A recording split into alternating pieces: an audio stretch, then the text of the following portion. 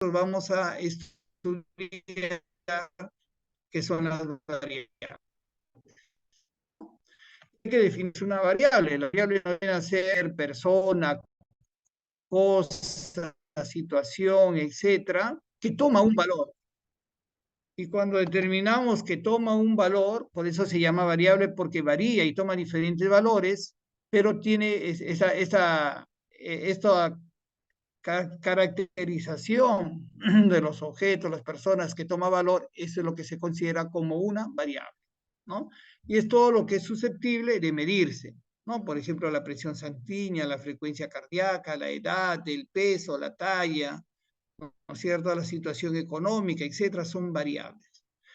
Y se clasifican las variables por la ubicación de las variables epidemiológicas, ¿no? Por su naturaleza, la relación entre ellas y la escala de mediación. Vamos a ver rapidito cómo vamos. La ubicación es cuándo, quién, dónde, ¿no es cierto? Cuando nosotros vemos cuál es la variable cuándo, es de tiempo, ¿no? Cuando decimos quién y dónde, es de ámbito o ámbito geográfico. Por su naturaleza, las variables pueden ser cualitativas o cuantitativas. Cualitativas cuando se refieren a propiedades, atributos, por ejemplo, el sexo, estado civil, puede ser dicotómicas, politómicas, ¿no?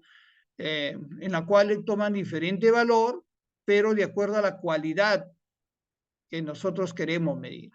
Cuantitativa, que ya la puedo medir, no es una cualidad, sino tiene un valor, que puede ser continua, discreta, cuando tomo un valor entero, no puede fraccionarse, ¿no? Por ejemplo, el número de hijos, yo no puedo tener 3.5 hijos, sino tengo 3 o tengo 4, son discretas, toman un valor exacto. Y continua cuando yo puedo fraccionar o medir y existe un decimal, por ejemplo, la temperatura, ¿no? Por ejemplo, el nivel remunerativo. Yo puedo decir gano tanto, punto, tantos soles o dólares o euros, ¿no? Entonces, las variables cuantitativas son discretas, número exacto, número entero, y continua puede ser un número decimal. Por su interrelación, independientes, dependientes o intervinientes. Independientes es cuando las variaciones que hace no están en función de otra variable, ¿no es cierto? Y es la causa, es independiente. Y dependiente está en función de la independiente, es decir, que depende de la dependencia, es el efecto. Interviniente, cuando influye, amortiguando el efecto de la independiente, ampliando, amortiguando. Les pongo un ejemplo. Variable independiente. Si nosotros queremos ver la asociación que hay entre tabaco y cáncer, que es lo más clásico de ejemplo, el cáncer, ¿de qué depende? Del uso de tabaco. Entonces, el cáncer es una variable dependiente, ¿no? El variable dependiente es el efecto, o sea, le dio el cáncer. Y la variable independiente es el consumo de tabaco. Significa que la causa, ¿no es cierto? Es la que interviene, es la que va a permitir que ocurra el efecto. Es la variable independiente y dependiente. Depende de la independiente. No, siempre es esa asociación. Interviniente es cuando no influye directamente, puedo ampliar. Por ejemplo, si al cáncer, la presencia de cáncer por consumo de tabaco, puede hacer que también sea el peso. Entonces, el peso puede intervenir en la aparición de cáncer. La obesidad está asociada a cáncer. No tiene una dependencia directamente, sino es una variable interviniente. Cuando hay estudios, lo que se trata de controlar son las variables independientes para que no influya en la causalidad y solamente quedarme con los independientes y los dependientes. Es el ejemplo. Apaguen su micro, por favor. Este es el ejemplo, ¿no? Desarrollo en cuanto a las variables. La variable independiente y la variable dependiente. Por ejemplo, los alumnos que estudian en grupo obtienen mejores calificaciones que los que estudian individualmente. Son las variables. Uno son calificaciones y el otro es estudio en grupo o estudio individual. Las calificaciones es la dependiente. ¿De qué dependen las calificaciones? De que estudie individualmente o en forma grupal. Entonces, la variable dependiente es calificaciones y las variables la variable independiente es el tipo de estudio, grupal o individual, ¿no? Y así pueden haber varios ejemplos. Luego, las variables para medir se hacen a través de escalas. Y las escalas son tres. Hay una escala nominal, ordinal y numérica. La nominal es que toma un valor específico, no determina ni un orden, no determina ni un número, sino simplemente una característica. Y esto es común de las variables cualitativas. No, las variables cualitativas pueden ser nominal u ordinal. Las variables cualitativas nominales que toman un valor, por ejemplo, el sexo es nominal, ¿no? Por ejemplo, si nosotros decimos la profesión es nominal, ¿no? Ordinal es cuando nosotros toma un valor, pero tiene un orden jerárquico. Por ejemplo, grado de estudio, nivel de estudio. Puede ser primaria, secundaria y así, ¿no? Grado de edema, por ejemplo, ¿no? Leve, moderado, severo. Grado de instrucción, grado de quemadura. Son variables ordinales porque tienen un orden jerárquico, de menor a mayor. Y numérica son propios de las escalas de las variables cuantitativas, ¿no? Que pueden tomar diferente valor. Ahí puede ser discreta o continua en las variables cuantitativas, pero también dentro de las discretas y las continuas tenemos que ver escalas de medición de intervalo o de proporción. Cuando nosotros decimos de intervalo, el cero es arbitrario y convencional, ejemplo, temperatura, balance hídrico, etc. Y de proporción o de razón, cuando el cero tiene cero absoluto, existe proporción, ejemplo, ¿cuál es la proporción entre talla, peso, hemoglobina? ¿No es cierto? Son valores cuando ustedes dicen 15%, ¿no? Son razones o proporciones. Esta es la escala numérica, ordinal y nominal. Cuando la escala es numérica, toma un valor específico, ¿no es cierto? Y la desviación estándar es lo que determina es una escala numérica. Ordinal es cuando tiene un orden, o sea, todos son diferentes, mayor o menor, ¿no es cierto? Puede ser mayor o menor. Y la nominal, todos son iguales, perdón, la nominal son diferentes, perdón, pero no hay un orden, sino toma una característica propia, por ejemplo, el sexo. Y acá hay características de medición, la validez, la repetibilidad, ¿no? Y la exactitud. Acá está. Validez, si es que mide lo que realmente tiene que medir, que está midiendo lo que usted cree que está midiendo, ¿no es cierto? La repetibilidad es que si es que yo mido otra vez, me va a dar el mismo valor, ¿no? Y la exactitud es cuando tengo mayor precisión en el número exacto. Por ejemplo, una balanza que te mide con exactitud significa que realmente está midiendo el valor real que se tiene. Para mejorar la exactitud, por ejemplo, se calibran los instrumentos, ¿no? Y la precisión, cuando ahí es alta, hay una mayor precisión, y cuando es baja, hay una imprecisión, ¿no? Y de acuerdo a esto, puede haber un error o un sesgo. Error es que realmente el valor que se está midiendo en la variable no es el que corresponde, ¿no?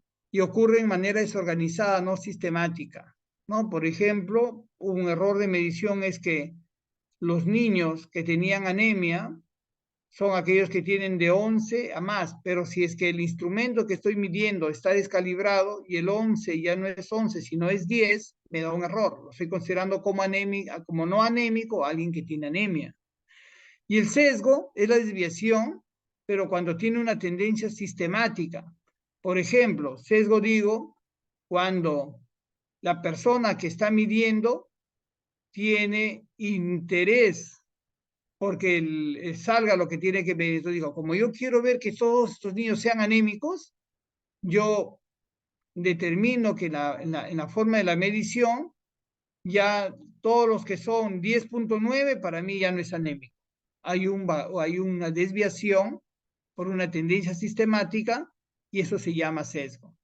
Los sesgos y el error es lo que se tiene que controlar en la medición para tener mayor exactitud. ¿No? Es lo mismo.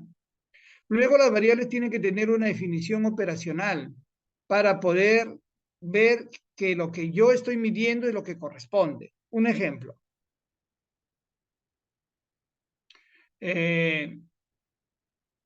Voy a ver, para mí, voy a medir la anemia, ¿no? Nosotros sabemos que la anemia hay valores que para otros países no es 12, sino es 14. Y hay lugares que para la sierra hay un cambio. Si yo tengo en la sierra hay un factor que es de corrección. Entonces, para poder medir para los determinados estudios, tengo que definirlo operacionalmente. Yo diré, para el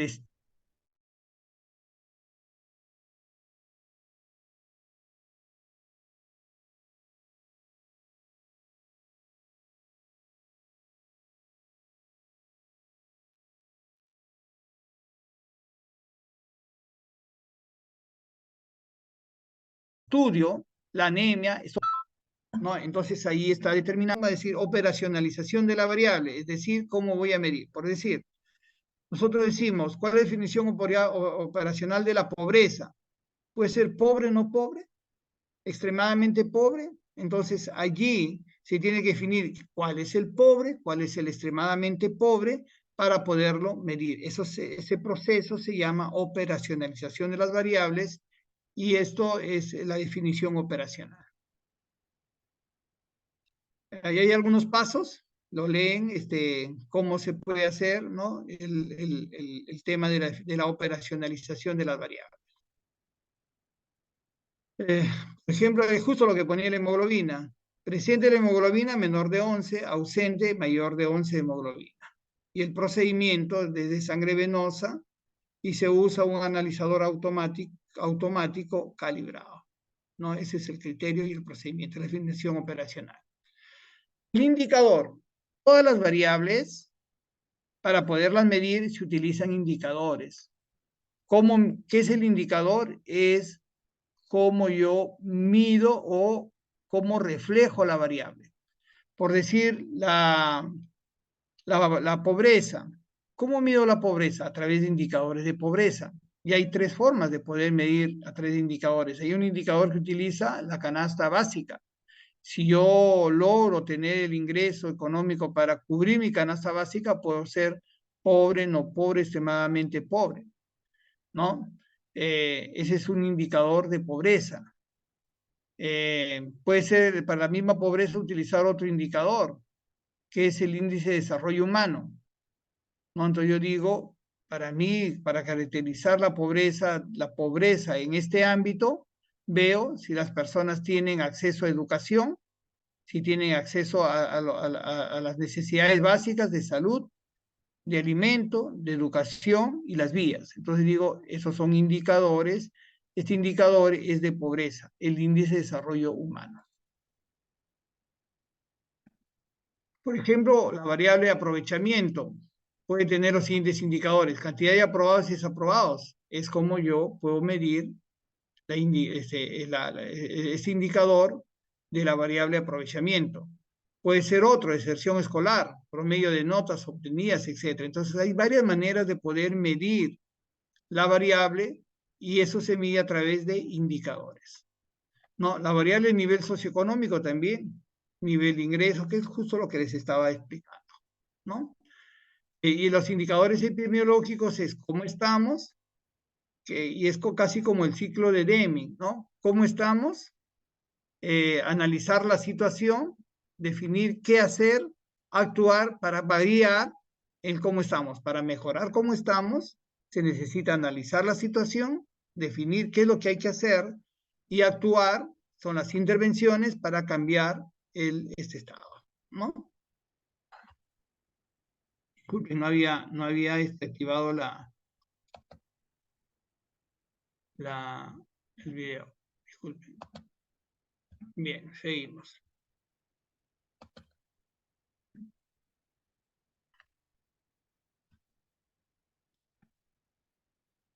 Y de acuerdo a estas medidas, existen, de los indicadores, existen medidas de frecuencia, medidas de asociación, medidas de impacto. Medidas de frecuencia es cuántos, qué tan frecuente, qué tan probable, qué tan riesgoso. Medidas de asociación, ¿cuál es la fuerza de asociación? ¿Existe asociación o no existe asociación? Una débil asociación, una fuerte asociación. Y medidas de impacto, ¿qué tan importante son las variables? ¿No? Vamos a ver cada una de ellas. La medida de frecuencias, hay frecuencias absolutas. Por ejemplo, el número de casos confirmados de COVID es una frecuencia absoluta. Número de consultas, número de neumonías, número de aprobados, etcétera, etcétera. Son frecuencias absolutas. ¿Cuántas veces está presente la variable en el estudio? Esa es la frecuencia absoluta. Y luego viene, por ejemplo, no dice acá, pero debe ser las frecuencias relativas, ¿no? Son coeficientes que resultan de relacionar un fenómeno con otro. Y acá existen las razones, las proporciones y la tasa. La razón y proporción se aplica para la morbilidad como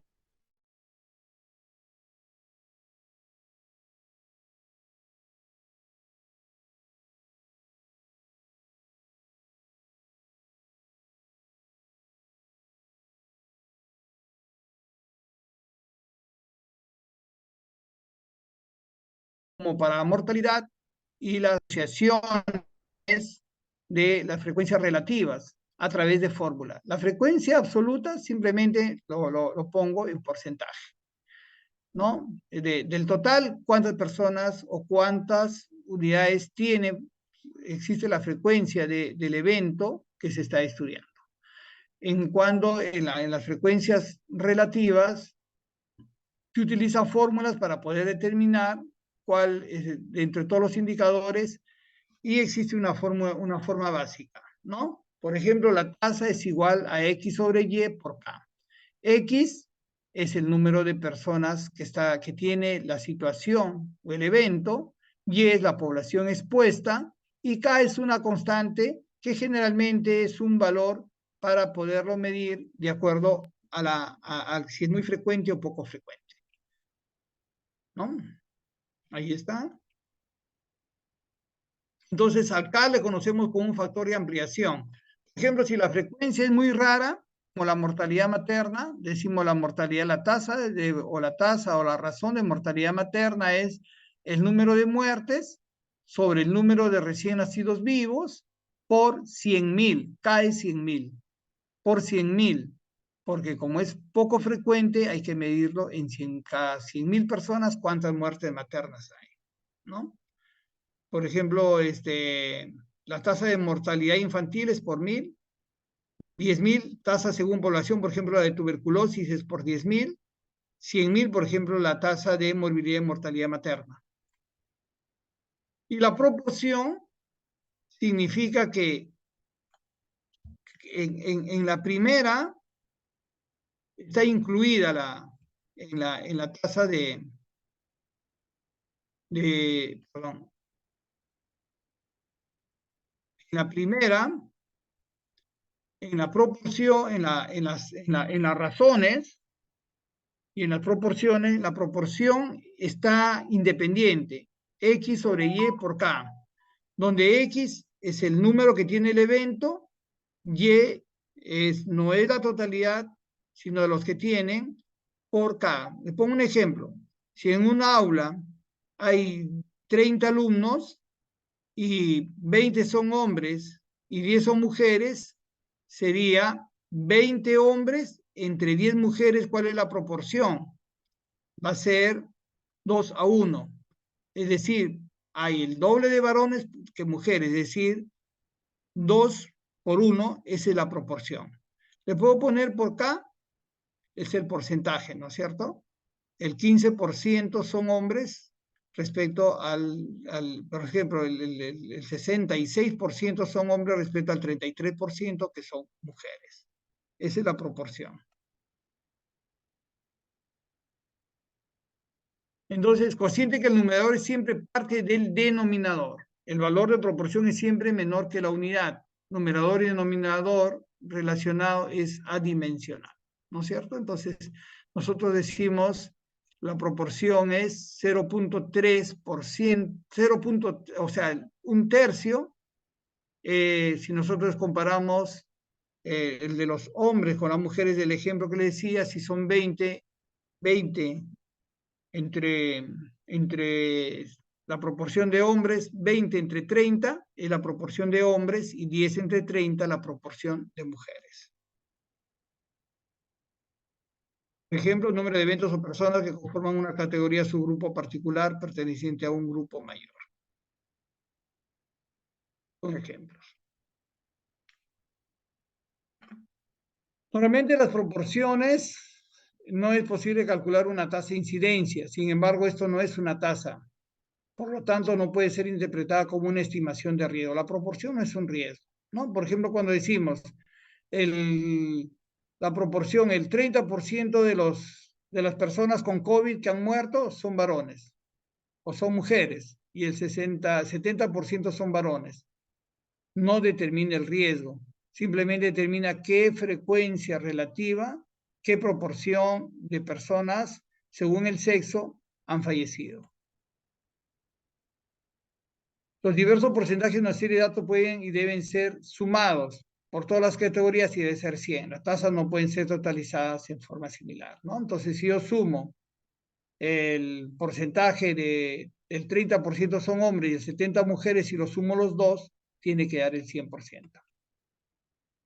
Por ejemplo, en un brote, 26 casos de la enfermedad X, 7 fueron mujeres y 19 hombres, lo que les estaba explicando.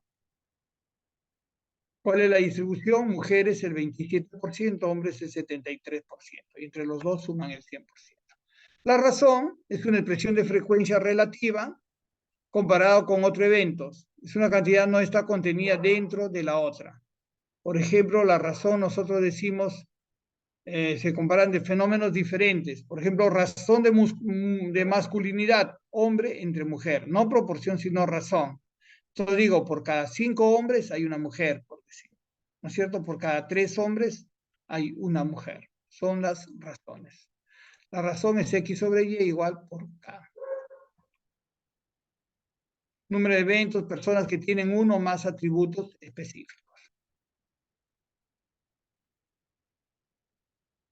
Y acá comúnmente el cociente en el numerador no está incluido en el denominador. En la proporción, el numerador está incluido en el denominador. En la razón no está incluido. Y las tasas es lo que mide la ocurrencia de un suceso en un periodo de tiempo, en un lugar específico, y expresa la probabilidad de sufrir un daño específico. Y la tasa sí determina riesgo, ¿no? Elementos. Naturaleza o índole del evento, lugar de ocurrencia, tiempo, periodo de ocurrencia del evento.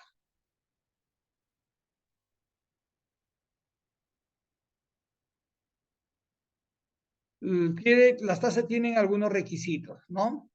Por ejemplo, los términos de relación numerador y denominador deben referirse al mismo lugar, al mismo periodo y al mismo grupo ocupacional. El numerador debe incluir hechos que sean similares, ¿no? El denominador debe ser referido a la población expuesta del riesgo de un evento. Entonces, acá en la incidencia sí vamos a ver riesgos. Y la incidencia es una medida de frecuencia donde se ve número de casos nuevos de una enfermedad de una población expuesta en un tiempo específico, ¿no? Entonces, por ejemplo, y esta incidencia sí determina el estado de salud de la población. Por decir, la tasa de incidencia de COVID van a ser el número de este mes, por decir, va a ser el número de casos positivos de COVID diagnosticados en el mes de enero del total de población expuesta, ¿no? Entonces, ahorita, por ejemplo, la tasa debe ser bajísima, pero la tasa de incidencia en los peores críticos, en las olas del COVID, llegaron a tener valores hasta del 30-40%. Entonces, la incidencia sí indica el riesgo de enfermar de una enfermedad específica. ¿Por qué es el riesgo? Porque te mide el número de casos nuevos en una población expuesta. Entonces, X es el número de la población definida en términos de tiempo, lugar y persona, quienes se enfermaron por una causa específica durante un periodo específico. Y Y es la población expuesta, sin enfermedad al inicio de la observación, la sana que está expuesta.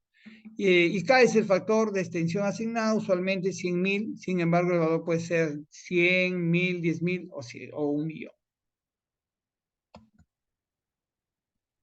Pero incidencia, como la incidencia son el número de casos nuevos en un periodo determinado, si yo lo mido en un mes, es diferente que si yo lo mido en un año, que si yo lo divido en diferentes periodos, y ahí tenemos diferentes tipos de incidencia. Tenemos la densidad de incidencia y la incidencia acumulada. La densidad, número de comienzos de enfermedad y la suma de los periodos de observación. Si yo lo sumo, los periodos de observación y el número de comienzos de enfermedad, voy a ver cuán densa es la enfermedad o cuán densa es el riesgo de esta enfermedad, ¿no? Si el diseño permite conocer la duración del tiempo de observación.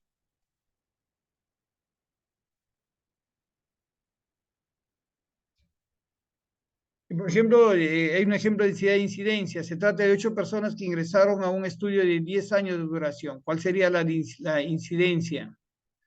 La densidad de incidencia, ¿no es cierto? Vemos que en el periodo A, B, C hasta el H, que son 10,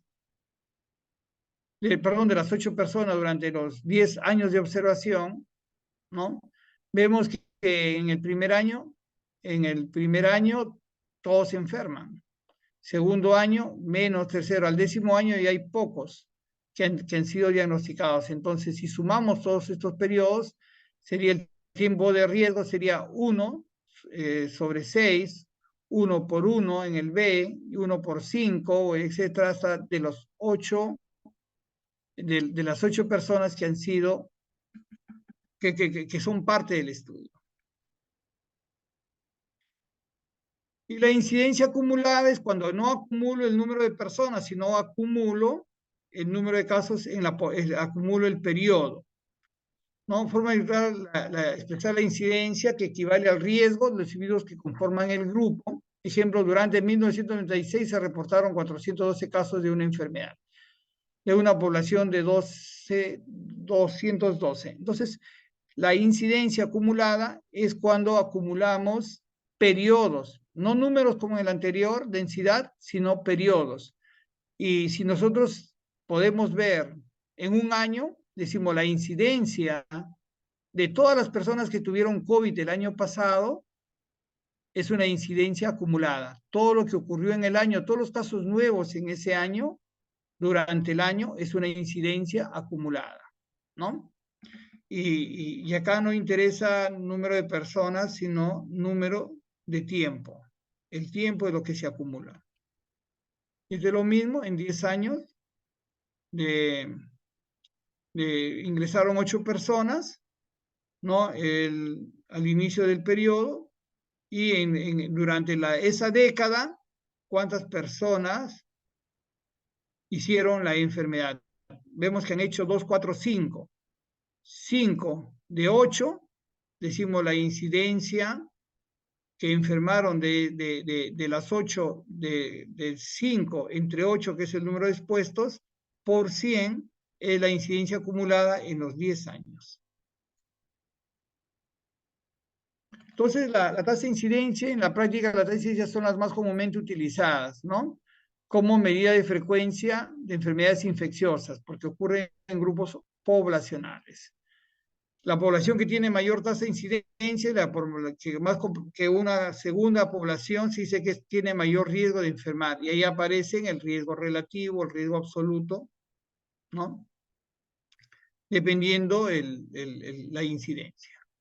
Luego tenemos, si es que hay la que tiene mayor incidencia y la que tiene mayor riesgo. El intervalo específico de tipo más comúnmente utilizado es el año calendario. Es lo que se utiliza más para una incidencia. La incidencia en el año, por ejemplo, todos los casos de tuberculosis del año 2022 es todos los casos nuevos que han ocurrido y es una incidencia acumulada. Idealmente el denominador suele incluir las personas susceptibles en riesgo de enfermar. Por ejemplo, si yo digo ya me dio la tuberculosis, ya esa persona ya no es susceptible, entonces esa se saca del denominador. Tasas de ataque es una tasa de incidencia usualmente expresada como porcentaje y en poblaciones bien definidas. Por ejemplo, si apareció de una población de 100.000 habitantes 30.000 casos de COVID, yo digo la tasa de ataque es que el 30% de la población, es la incidencia es 30%. Significa que el 30% de la población se enfermó de COVID, es la tasa de ataque. Es la misma que la tasa de incidencia, casi siempre es 100. El tasa de ataque secundario es la velocidad de propagación de una enfermedad, evalúa la contagiosidad, ¿no? ¿Qué significa? No es de toda la población susceptible, sino de los contactos. Por ejemplo, si yo digo, de 5 familias, donde hubieron 100 personas, de 20 familias que les dio COVID y hubieron 100 personas, se contagiaron el 30% de esas personas. Esa es la tasa de ataque secundario. La prevalencia no mide solamente casos antiguos, sino casos nuevos, sino también los antiguos. Es el total de casos y eso sirve para medir, por ejemplo, enfermedades de larga duración. Si una enfermedad va a durar más de 5 años, más de un año, por ejemplo, el cáncer, nosotros decimos la incidencia de cáncer de estómago es el 2%. Significa que toda la población, el 2% tuvo cáncer de estómago. Y la prevalencia, digo, es el 5%. Significa que todos los que tuvieron los casos nuevos del 2% más los antiguos que ya tuvieron cáncer, se suma y esa es la tasa de prevalencia. Esto te mide la magnitud del daño. Hay prevalencia puntual o de momento, cuando en un momento veo todos los casos nuevos y antiguos, de ahí de periodo, ¿no?